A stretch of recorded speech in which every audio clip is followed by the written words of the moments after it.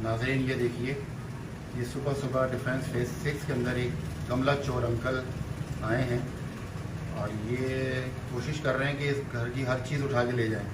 पहले इन्होंने टाइल्स चोरी करने की कोशिश की, वो उठी नहीं, अब ये गमला चूज़ करेंगे और आखिर फाइनलाइज इन्होंने कंगी पाम का गमला जो है वो चूज़ किया है और वो गाड़ी के अंदर लेके जा रहे हैं।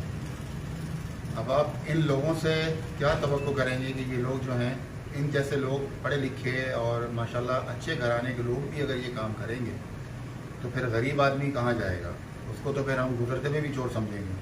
अब ये देखिए, पूरी तसल्ली से एक घर के बाहर गमले लगे हुए हैं, वहाँ से ये चोरी करके लेके जा रहे हैं।